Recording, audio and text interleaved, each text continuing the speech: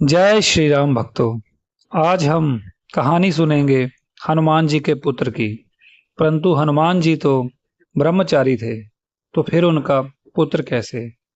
रामायण की महागाथा में एक ऐसा पात्र है जिसकी कहानी बहुत कम लोग जानते हैं, पर जो उतनी ही अद्भुत और चमत्कारी है।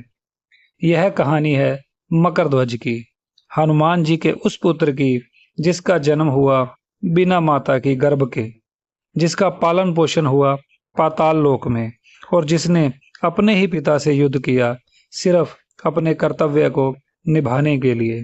तो आइए सुनते हैं मकरध्वज की यह रहस्यमयी और वीर गाथा, जो भक्ति, कर्तव्य और अद्भुत संयोग का संगम है। लंका में रावण की सोने की नगरी को जलाकर समुद्र पार लौटते हुए हनुमान जी थकान और प्यास से व्याकुल हो गए। तेज धूप से उनके शरीर से पसीने की बूंदें टपक रही थी। समुद्र किनारे पहुंचकर वह पानी पीने के लिए और स्नान करने के लिए रुके। उनके शरीर से गिरी पसीने की एक बूंद समुद्र में तैर रहे एक विशाल मकर ने निगल ली। यह कोई साधारण पसीने की बूंद नहीं थी, यह पवन पुत्र हनुमान के दिव्य तेज और जीवन शक्ति से युक्त थी। इस प्रकार उस मकर के गर्भ में एक अद्भुत और तेजस्वी बालक का जन्म हुआ।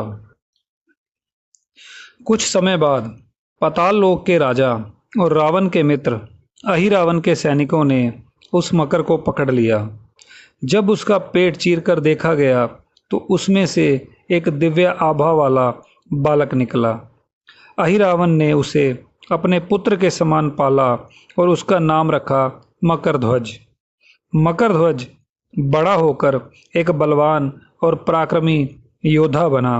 अहिरावण ने उसे पाताल लोक के मुख्य द्वार का प्रहरी बना दिया और आदेश दिया कि कोई भी बिना अनुमति के भीतर न आ सके। जब भगवान श्री राम सीता माता को छुड़ाने के लिए युद्ध कर रहे थे, तो एक दिन युद्ध के दौरान अहिरावण ने छल से श्री राम और लक्ष्मण को पकड़ लिया और उन्हें पाताल लोक ले आया ताकि उनका बलिदान देवी को चढ़ा सके। हनुमान जी को जब ये समाचार मिला तो वे तुरंत पाताल लोक की ओर चल पड़े। पाताल लोक के द्वार पर उन्हें मकरध्वज ने रोका।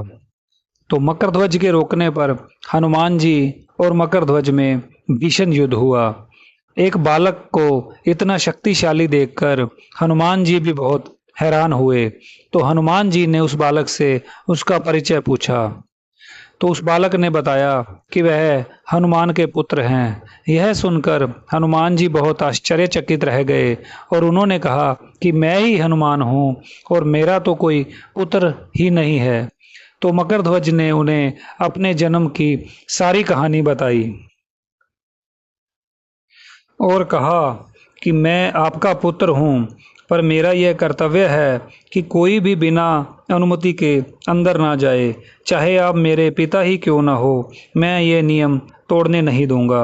हनुमान जी ने आश्चर्य और गर्व के साथ देखा, लेकिन धर्म और कर्तव्य के मार्ग पर चलते हुए युद्ध स्वीकार किया।